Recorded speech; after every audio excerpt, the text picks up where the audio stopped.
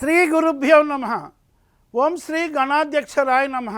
ఈరోజు 22వ ఎపిసోడ్గా మరికొన్ని విశేషాలు, అరణ్యవాసంలో గడిపేటువంటి రాముడు ఏ విధంగా తన మనసులోని బాధను లక్ష్మణుడికి చెప్పుకుంటున్నాడో, మనసులో ఉన్న అభిప్రాయాలు, ఓ ఆ లక్ష్మణ ఇవన్నీ పక్కకు పెట్టు అంటే, ఇందాక మనం అనుకున్నాం కదా అన్నట్లుగా 21వ ఎపిసోడ్లో చెప్పినట్లుగా ధర్మ అర్థాలు కంటే కూడా కామమే బలమయ్యి మా నాన్నగారు, మన నాన్న ఆ కైకేయి యొక్క కామ ప్రలోభంలో ఇటువంటి పిచ్చి పనులు చేసినాడు అన్నట్లుగా మనసుకు బాధపడుతూ ఇలా మనసును బాధ పెట్టాడు అనే బాధను వ్యక్తపరుస్తున్నాడు.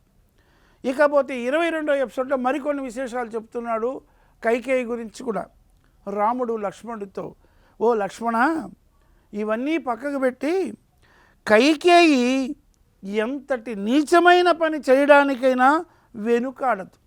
ఆవిడ నా తల్లిని బాధ పెడుతుంది, సుమిత్రాదేవిని వదలదు. తల్లులిద్దరూ ప్రమాదములో పడిపోతారు. నీవు వెంటనే నా మాట విని వెనక్కి వెళ్ళి అయోధ్యకు వెళ్ళి తల్లులను రక్షించు అని చెబుతున్నాడు రాముడు. అంటే అక్కడ ఈ దశరథుడైనా నా తల్లులైనటువంటి కౌసల్య సుమిత్రులు అయినా కూడా ఈ యొక్క కైకేయి చాలా బాధ పెడుతుంటుంది. ఆమె యొక్క క్రూర స్వభావం అటువంటిది. కాబట్టి ఒక్కసారి నువ్వు ఇక్కడి నుంచి వెళ్ళిపోయి వారిని కాపాడు అని రాముడు ఆదేశిస్తున్నాడు. కానీ అప్పుడు ఇలా రాముడు బాధపడుతుంటే లక్ష్మణుడు ఇలా ఓదార్చాడు. ఓ రామ, నీవు పురుష శ్రేష్ఠుడివి, ఇలా దుఃఖించడం తగదు. నీవు దుఃఖిస్తే నేను సీత కూడా దుఃఖానికి లోనవుతాం. నిన్ను వదిలి వెళ్ళమని సీతకు కానీ నాకు కానీ చెప్పవద్దు. మేము ఎవరు నిన్ను వదిలి ఈ అరణ్య ప్రాంతం నుంచి, ఈ వనవాసంలో నుంచి నిన్ను వదిలిపెట్టాం. నీవు మమ్మల్ని దూరం చేస్తే మమ్మల్ని నీటి నుంచి ఒడ్డును తీసిన చేపల్లా అయిపోతాం. మేము ఒక్క క్షణము కూడా బ్రతకలేము. నాకైతే నిన్ను విడిచి తల్లిని కానీ తండ్రిని కానీ చివరికి స్వర్గాన్ని కానీ కూడా చూడాలనిపించాలంటే ఎంతటి గొప్పనైనటువంటి భావంలో రాముడిపైన లక్ష్మణుడు ప్రేమను భక్తిని కలిగి ఉన్నాడు అనే విషయం ఇక్కడ లక్ష్మణుని యొక్క గొప్పనైనటువంటి శీలం మనకు తెలుస్తుంది. రాముడు ఆ మాటలు విన్న తర్వాత కాస్త మనసును కుదటపరుచుకున్నాడు. అంటే మానసికమైనటువంటి ఒక బాధ వచ్చినప్పుడు మనిషికి అనేకమైనటువంటి మానసిక బాధలు వస్తాయి. అవన్నీ కూడా ఆ యొక్క రాముడు కూడా ఈ విధంగా బాధపడ్డాడు. ఇది ఒక మానవ అవతారుడు కాబట్టి మనిషి తనలో మానసికమైన బాధకు ఎలా మానసికంగా బాధపడతాడనడానికి అక్కడ జరిగిన ఇతివృత్తంలో అక్కడ తల్లులు తండ్రి అయిన రాజు ఎలా ఇబ్బంది పడతారు ఈ కైకేయి వలన అనేటువంటి బాధతో తన యొక్క మనోభావాన్ని లక్ష్మణుడితో పంచుకుంటున్నాడు. కానీ ఆ సమయంలో లక్ష్మణుడు ఓదార్చి, అన్నగారు నేను కానీ సీత కానీ వదిన గారైన సీత కానీ మమ్మల్ని పోవద్దని పొమ్మని చెప్పి ఎప్పుడూ చెప్పవద్దు. అలా పంపిస్తే మేము ఒడ్డున పడిన చేప పిల్ల అయిపోతాము. అంటే మాకు ఇక జీవం ఉండదు, నీటిలో నుంచి పడిన చేప బయటకు వచ్చినట్లుగా. కాబట్టి నాకైతే నిన్ను విడిచి తల్లిని కానీ తండ్రిని కానీ చివరికి స్వర్గాన్ని వాడు కూడా నేను వదులుకుంటానంటే రాముడి పైన ఎంతటి విశ్వాసాన్ని, ప్రేమను, భక్తిని పొందాడో లక్ష్మణుని మాటల్లో తెలిస్తే అటువంటి ఆదర్శవంతమైనటువంటి సోదరులుగా కూడా రామ లక్ష్మణులు నిలిచిపోయినారు. ఆదర్శవంతమైన భార్యాభర్తలుగా సీతారాములు నిలిచారనడానికి ఈ రామ కథ అణువణువున రాముడి గుణ విశిష్టాన్ని తెలిపేటువంటి విధంగా మనం ఇక్కడ తెలుసుకుంటున్నాం. ఆ విధంగా వాల్మీకి వర్ణిస్తున్నాడు. ఇక రాముడు మనస్సు కుదటపరుచుకున్నాడు. ఆ సోదరులు అడవిలో సింహంలా భయం లేకుండా ఆ రోజు రాత్రికి నిద్రపోయారు. మరునాడు ఉదయమే నడక మొదలుపెట్టారు. సాయంత్రానికి గంగా యమునల సంగమమైనటువంటి ప్రయాగకు త్రివేణి సంగమానికి వచ్చారు. అక్కడే భరద్వాజ మహర్షి ఆశ్రమాన్ని చేరారు. మహర్షికి నమస్కరించి తామెవరో ఆ అరణ్యాలకు ఎందుకు వచ్చారో చెప్పారు. మహర్షి ఆ రోజు వారికి భోజనం పెట్టారు. తరువాత వారితో ఇలా అన్నాడు, రామా, నీ తండ్రి నిన్ను అకారణంగా అరణ్యవాసానికి పంపాడని తెలుసు. నీవు ఇక్కడికి వస్తావని నాకు తెలుసు. నీ అరణ్యవాస కాలం పూర్తయ్యే వరకు మా ఆశ్రమంలోనే ఉండవచ్చు అని భరతుడు రాముణ్ణి చూసి పలికాడు. రాముడు ఆ అరణ్యములో నిర్జనమైన ప్రాంతం ఏదైనా చూపిస్తే అక్కడ ఉంటానన్నాడు. జనాలు ఎవరూ లేనటువంటి అరణ్య ప్రాంతం అయితే నేను ఉంటానన్నాడు మహర్షి. అటు తర్వాత వారిని చిత్రకూట పర్వతం మీద ఉండమని చెప్పాడనమాట భరతుడు. ఆ రాత్రి వారు ఆశ్రమంలోనే నిద్రించారు. భరద్వాజ మహర్షి ఆశ్రమంలో ప్రయాగలు. మరునాడు ఉదయం భరద్వాజుడు వారితో కలిసి నడుస్తూ చిత్రకూట పర్వతం దారి చూపించాడు. కొంత దూరం వచ్చాక వారు మహర్షిని ఆగిపోమ్మని కోరారు. ఆయనకు నమస్కరించి ముందుకు సాగారు. ప్రయాగ నుంచి చిత్రకూట పర్వతం వైపు నడక సాగించారు. 10 క్రోసులు వెళ్ళాక వారికి చిత్రకూటం కనిపించింది. ఆ పర్వతం మీద వాల్మీకి ఆశ్రమము ఉన్నది. అక్కడికి వెళ్ళి ఆ మహర్షికి నమస్కరించారు. ఆ ఆశ్రమం దాటి ముందుకు వెళ్ళాక వారికి ఒక అందమైన అడవి ప్రాంతం కనిపించింది. బలమైన చెట్లను నరికి అక్కడ ఒక కుటీరం నిర్మింపమని రాముడు లక్ష్మణుడికి చెప్పాడు. లక్ష్మణుడు మంచి జాతి వృక్షాలను నరికి వాటితో చక్కటి ఆశ్రమాన్ని నిర్మించాడు. రాముడు వాస్తు హోమం చేశాడు. వాస్తు హోమం చూసారా? రాముడి కాలంలో కూడా ఇంటి యొక్క వాస్తు యొక్క దిశ దశ అన్నీ ఏ విధంగా ఉండాలని నాడే వాస్తు హోమం కూడా చేశాడంటే ఎంత విధంగా నాడు ఆ కుటీరం బాగుండాలి అనే విధంగా వాస్తు హోమం చేశాడు. అక్కడ దేవసభలో ప్రవేశించే దేవతల్లా వారు ముగ్గురు ఆ కుటీరంలో ప్రవేశించారు. ఆ పర్ణశాల ఉంటూ వాస్తవం అంతా చేసిన తర్వాత అందులో ప్రవేశించారు. ఆ పర్ణశాలలో ఉంటూ చిత్రకూట సానువులలో విహరిస్తూ వారు సుఖంగా కాలం గడుపుతున్నారు. ఇక రామ లక్ష్మణులను వదిలి సుమంత్రుడు శూన్య రథములో అయోధ్యకు చేరాడు. అక్కడి నుంచి తిరుగు ప్రయాణమైనాడు సుమంత్రుడు. అంతవరకు వారితోనే కలిసి చిత్రకూట పర్వతం వరకు సాగాడు. అటు తర్వాత సుమంత్రుడు కూడా వెనుదిరిగి శూన్య రథంతో వచ్చాడు. ప్రజలంతా ఎప్పుడైతే ఆ గుహుడు ఆ యొక్క సుమంత్రుడు మొదట గుహుడి దగ్గరే వదిలేస్తాడు కదా, ఇక్కడ ఆ విధంగా చిత్రకూట పర్వతానికి వీళ్ళు చేరారు. అటు తర్వాత గుహుడి చెంత నుంచి అక్కడి నుంచి ఆ యొక్క గుహుడిని సాగనంపి ఈ సుమంత్రుడిని సాగనంపిన తర్వాత వీళ్ళు అరణ్యవాసానికి బయలుదేరారు కదా. ఆ తర్వాత బయలుదేరినటువంటి సుమంత్రుడి యొక్క విషయం ఇప్పుడు మనం ఇలా తెలుసుకుంటున్నాం. అది ఒక పక్క రాముడు అరణ్యవాస ఇతివృత్తం, ఒక పక్క ఇక్కడ ఈ యొక్క అయోధ్య నగరంలో జరిగే విశేషాలు అవన్నీ కూడా మనం అంచెలంచెలుగా ఇటు అటు తెలుసుకుంటున్నాం. కాబట్టి ఇక రామలక్ష్మణులు వదిలినటువంటి సుమంత్రుడు ప్రయాణమై అయోధ్యకు ఎలా చేరాడు, ఆ తర్వాత అక్కడ జరిగిన విశేషాలు ఏమిటి మొదలైనవన్నీ కూడా ఇప్పుడు ఇక్కడ మరొక విషయంగా ఈ 22వ ఎపిసోడ్లోనే ఇలా తెలుసుకుంటాం. ప్రజలంతా రథం చుట్టూ చేరి రాముడెక్కడా అని అడుగుతుంటే సమాధానము చెప్పలేక పైపంచతో ముఖం కప్పుకొని రాజమందిరానికి చేరాడు సుమంత్రుడు. 7 కక్షలు దాటి 8వ కక్షలో తెల్లని మహాసౌధములో పుత్ర శోకంతో కుమిలిపోతున్న దశరథ మహారాజును చూసి నమస్కరించాడు.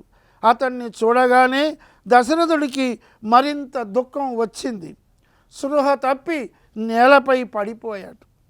కౌసల్య అతన్ని లేవదీసి పరిచర్యలు చేసింది. రాజుకు స్పృహ వచ్చింది. ఎదురుగా ఉన్న సుమంత్రుణ్ణి చూశాడు దశరథ మహారాజు. ఆ సారథి సుదీర్ఘ ప్రయాణం వలన దుమ్ము కొట్టుకుపోయి బడలికతో దీనంగా చూస్తున్నాడు. రాజు అలా దశరథ మహారాజు చూసి సుమంత్రుణ్ణి అడుగుతున్నాడు, ఓ సుమంత్ర, నా రాముడు ఏమి తిన్నాడు, ఎక్కడ పడుకున్నాడు, అరణ్యములోకి ఎలా ప్రవేశించాడు, సీతారామ లక్ష్మణులు ఏమన్నారు అని మనోవేదనతో దుఃఖంతో అడుగుతున్నాడు ఆ యొక్క దశరథుడు సుమంత్రుణ్ణి రథసారిని చూసి. అసలే రామ వియోగముతో కృంగిపోయి ఉన్న సుమంత్రుడికి అంతఃపురములో ఉన్న వారి దైన్యము చూస్తుంటే నోట మాట రాలేదు. బాధతో వదిలేసి వచ్చాడు కదా సుమంత్రుడు. ఆ విధంగా వచ్చి రాముడు లేకుండానే తిరిగి వచ్చాడు కదా శూన్య రథంలో. వణుకుతున్న గొంతుకుతో జరిగింది చెప్పాడు. ఓ మహారాజా, నీ బిడ్డలు గంగా నదిని దాటి అరణ్యంలోనికి వెళ్ళారు. గంగను దాటే ముందు రాముడు ఇలా చెప్పాడు నాకు, ఓ సుమంత్ర, నా తల్లిదండ్రులకు శిరస్సు వంచి నమస్కరించానని చెప్పు. అక్కడ కూడా చూడండి రాముడి యొక్క ఓదార్పు, సుగుణతనం. వాళ్ళు అడిగినట్టుగా, మనం ఎవరైనా ఊరికి వెళ్తే మన వాళ్ళందరూ అడిగినట్టు చెప్పినట్టుగా ఆ విధంగా బాధతో తాను ఎంత బాధపడి ముందుకెళ్తున్నా అయినా తన తల్లిదండ్రులపైన ఉన్న ప్రేమ చేత నా తల్లిదండ్రులకి శిరస్సు వంచి నమస్కరించానని చెప్పు. తండ్రికి సేవ చేస్తూ ఆయనను రక్షించుకోమని నా తల్లికి కౌసల్యకు చెప్పు. తల్లులందరి విషయములో ఒకే న్యాయంతో ఉండమని భరతుడికి చెప్పు. ముందుగానే హెచ్చరిస్తున్నాడు. అతడు రాజైతే మా అమ్మను సుమిత్రను తక్కువగా చూస్తాడేమో అని. అతన్ని తండ్రి మాట పాటిస్తూ రాజ్యపాలన చేయమని చెప్పు అని ముందే సూచన చేశాడు. నాన్నగారి మాట వింటూ రాజ్యాన్ని పాలించమని ఒక పెద్ద కొడుకుగా ఆదేశిస్తున్నాడు రాముడు. అంటే ఇవన్నీ కూడా అక్కడ ఉన్న వాళ్ళకి చెప్పు. నా తల్లిదండ్రులకు శిరస్సు వంచి నమస్కరిస్తున్నానని చెప్పు. తండ్రికి సేవ చేస్తూ ఆయనను రక్షించుకోమని నా తల్లికి చెప్పు. తల్లులందరి విషయంలో ఒకే న్యాయంతో ఉండమని భరతుడికి చెప్పు. అతన్ని తండ్రి మాట పాటిస్తూ రాజ్య పాలన చేయమని చెప్పు అని అనేక విషయాలు తన మనసులో ఉండే భావాలను సుమంత్రుని ద్వారా పంపించాడు. లక్ష్మణుడు ఏమన్నాడు అది కూడా సుమంత్రుడు దశరథుడికి చెప్తున్నాడు. రాముడు ఏ తప్పు చేశాడని రాజ్యం నుంచి వెళ్ళగొట్టాడు. కైకేయి తుచ్చమైన కోరిక కోరిందనే సాకుతో రాజు చెయ్యకూడని పని చేశాడు.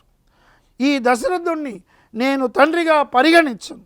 ఇక నుంచి నాకు సోదరుడైన తండ్రి అయిన రాముడే అని కోపోద్రిక్తుడై లక్ష్మణుడు ఇలా పలికాడని కూడా చెప్పాడు సుమంత్రుడు దశరథుడికి.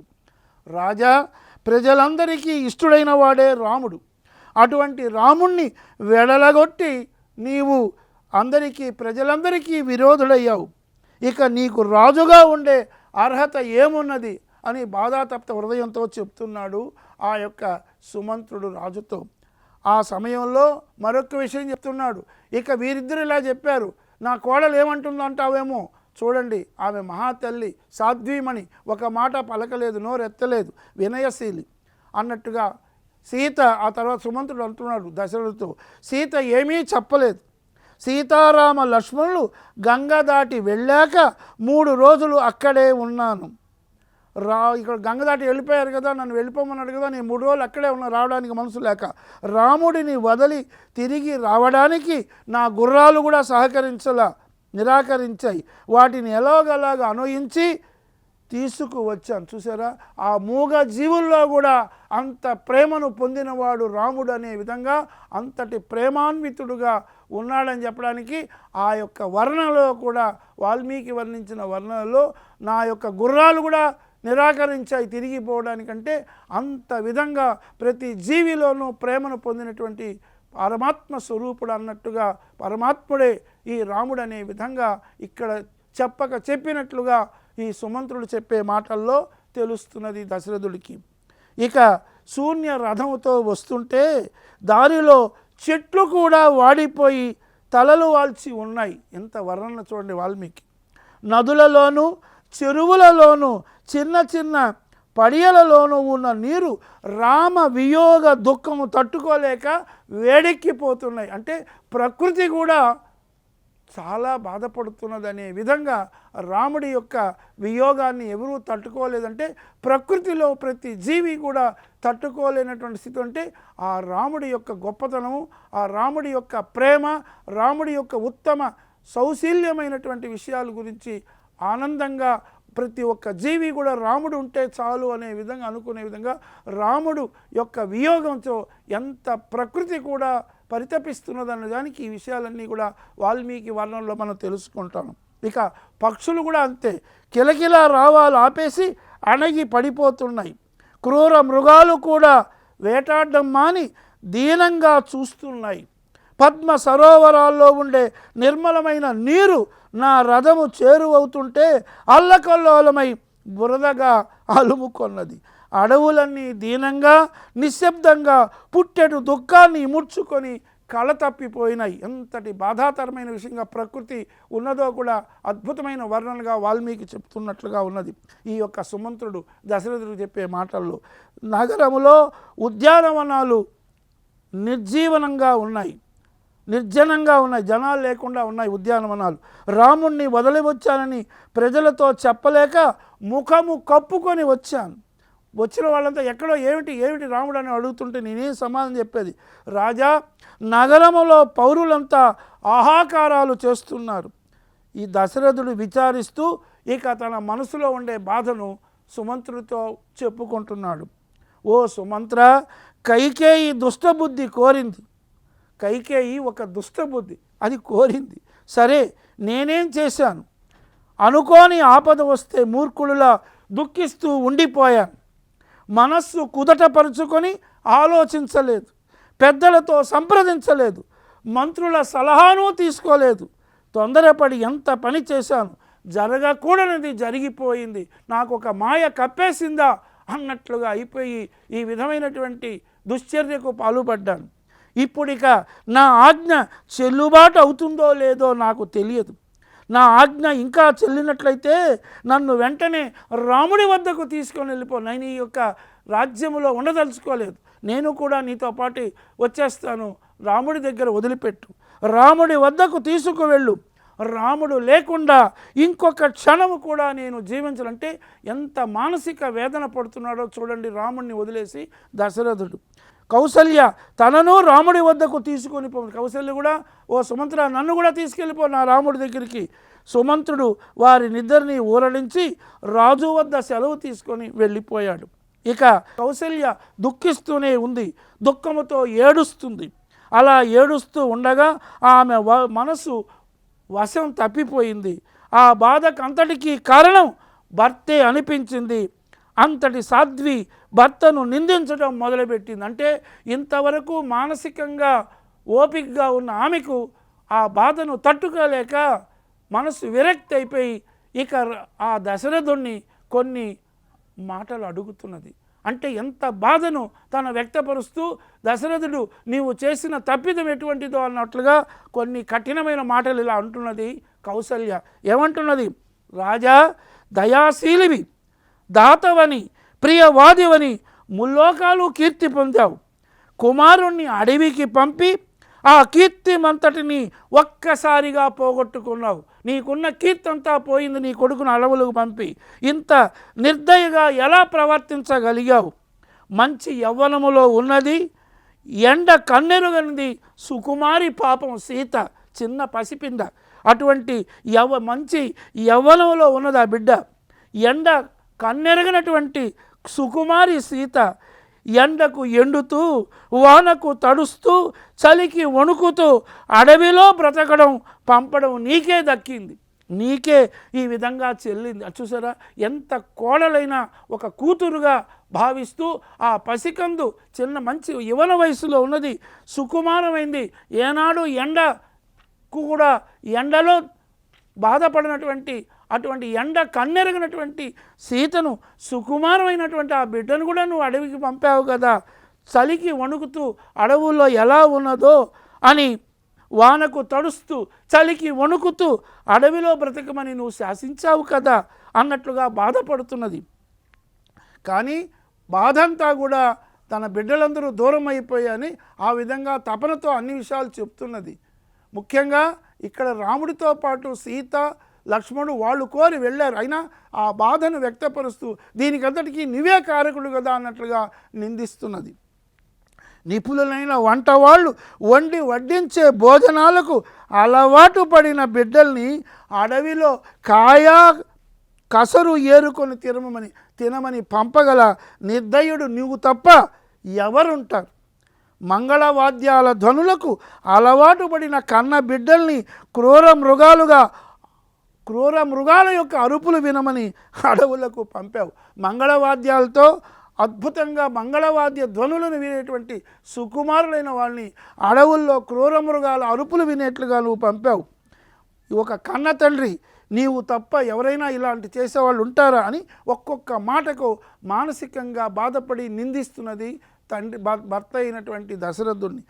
రాముడు నీ పాదాలకు నమస్కరించి 14 సంవత్సరాల తర్వాత వస్తానంటే వెళ్ళి రమ్మన్నావు. 15వ సంవత్సరములో నా కుమారుడు తిరిగి వస్తే ఈ భరతుడు రాజ్యం అప్పగిస్తాడని నమ్మమంటావా? అలాగే నీవు నమ్ముతున్నావా రాజ్యం ఇస్తాడని? ఒకవేళ భరతుడు ఇచ్చినా రాముడు పుచ్చుకుంటాడా? మరొక జంతువు ముట్టిన మాంసం పులి తినదు కదా, అలాంటి వాడు రాముడు. ఒక్క భరతుడు పరిపాలించిన దాన్ని తిరిగి తాను స్వీకరిస్తాడనుకున్నావా? నా రాముడు అలాంటి వాడు. ఒక జంతువు ముట్టినటువంటి మాంసాన్ని పులి ఏ విధంగా స్వీకరించదో అలా నా రాముడు కూడా ఈ రాజ్యాన్ని స్వీకరించడు. అలాగే భరతుడు అనుభవించి వదిలివేసిన రాజ్యం రాముడు స్వీకరించడు. అంటే ఎన్నో విధాల తన మానసికమైన బాధను నిందిస్తున్నది దశరథుడు. నువ్వు ఎంత తప్పు చేశావు, ఎంత మానసికంగా మమ్మల్ని అందరినీ బాధ పెట్టావు అనే బాధను ఒక తల్లిగా బాధపడుతూ, తల్లి హృదయం చాలా గొప్పది కాబట్టి రాముడికి నిన్న రాజ్యం ఇచ్చావు, తెల్లవారేలోగా ఆ రాజ్యాన్ని తీసుకున్నావు. అంతటితో ఆగకుండా అతన్ని అడవికి పంపావు. ఎందుకు ఇలా చేశావు అంటే ధర్మానికి కట్టుబడిపోయాను అంటావు. ధర్మనిరుతుడైన కుమారుణ్ణి, ధర్మనిరుతుడు నా రాముడు. నువ్వేమిటంటే ధర్మానికి కట్టుబడి చేశానంటావు. నా రాముడు ధర్మనిరుతుడు. అటువంటి కుమారుణ్ణి దేశం నుంచి వెళ్ళగొట్టావు. శాస్త్రాలు చెప్పిన ధర్మం ఇదేనా? నీకు ధర్మమూర్తివని కీర్తి సంపాదించావు. నీవు పాటించే ధర్మం ఇదేనా? నీవు అనుష్ఠించే సత్యవాక్య పరిపాలన ఇదేనా అని మానసికంగా ఎన్నో విధమైనటువంటి బాధలతో కఠినంగా నిందిస్తున్నది. ఒక తల్లిగా రాముడిపైన ఉన్న ప్రేమ చేత, ఒక భర్తగా తాను చేసిన తప్పిదానాన్ని చూపిస్తున్నది ఆ యొక్క దశరథుడికి. గతిరేక పతిర్నార్య ద్వితీయ గతిరాత్మజ తృతీయ జ్ఞాతయో రాజం చతుర్థి నేహ విద్యతే.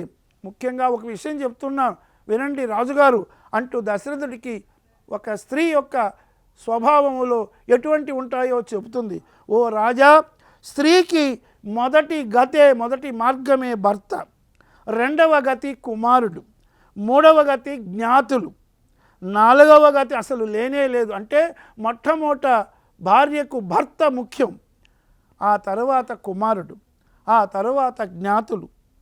ఈ మూడింటిలో మొదటిదైన నువ్వు ఉన్నా నాకు లేనట్లే అని మానసికంగా బాధపడి చెప్పేస్తున్నది. ఇక రెండవ గతి రాముడా అరణ్యాలకు వెళ్ళిపోయాడు. నీవు నన్ను ఉపేక్షించడంతోనే ఇక జ్ఞాతులు కూడా దూరమైనారు. ఎప్పుడైతే నన్ను తక్కువదనంగా నువ్వు చూసావో, కైకేయి పైన ఎక్కువ ప్రేమను పెంచుకొని నన్ను తక్కువగా ఆపాదించావో, ఇక నా జ్ఞాతులు కూడా నాకు దూరం అయిపోయినావు. పట్టమహిషమైన నన్ను ఇలా ఏ గతి లేని దాన్ని చేశావు అని దుఃఖిస్తూ ఎన్నో నిందలు చేస్తున్నది. ఈ విధంగా మనం అద్భుతమైనటువంటి 22వ ఎపిసోడ్లో అటు రాముడు అరణ్యవాసాలకు వెళ్ళిన సమయంలో రామ లక్ష్మణులు మాట్లాడుకున్న మాటలు, ఇక్కడ అయోధ్యలో ఎలాంటి బాధలు పడుతున్నారో తల్లిదండ్రులు అనే విధంగా, అలాగే సుమంత్రుడు వచ్చి దశరథుడికి చెప్పిన మాటలు, రాలేక నేను వచ్చినట్లుగా నా గుర్రాలు కూడా రావడానికి ఇష్టపడలేదు అనే విధంగా అనేక విధాల ప్రకృతి అంతా కూడా బాధపడిన విధంగా చెప్పుకున్నాడు. ఇక చివరికి ఆ కౌసల్య రాముడి పైనటువంటి అధికమైన ప్రేమ వాత్సల్యం చేత తన బాధను అటు కుమారుణ్ణి నువ్వు ధర్మ నిర్ణయంగా పంపించాలన్నావే, ఆ ధర్మానికి కట్టుబడిపోయినావే, దానికంటే ధర్మ నిరతి కలిగిన వాడే నా రాముడు అన్నట్లుగా ఆ అనేకమైన విషయాలతో నీవు ఆ కైకేయికి లొంగిపోయి ఇలాంటి దుశ్చర్యకు చేశావు.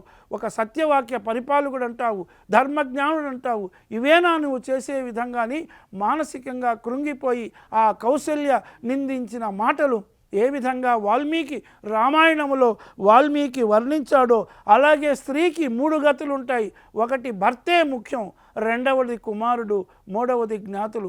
ఈ మూడింటిలోనూ నన్ను ఇబ్బంది పెట్టి పట్టమహిషమైన నన్ను ఇలా ఏగతి లేనిదానివిగా చేశావు కదా అని తన బాధను వ్యక్తపరిచేటువంటి వృత్తాంతాన్ని ఈ 22వ ఎపిసోడ్లో మనం తెలుసుకున్నాం. మిగిలిన విషయాలు రాబోయే 23వ ఎపిసోడ్లో తెలుసుకుంటాం. అంతవరకు స్వస్తి.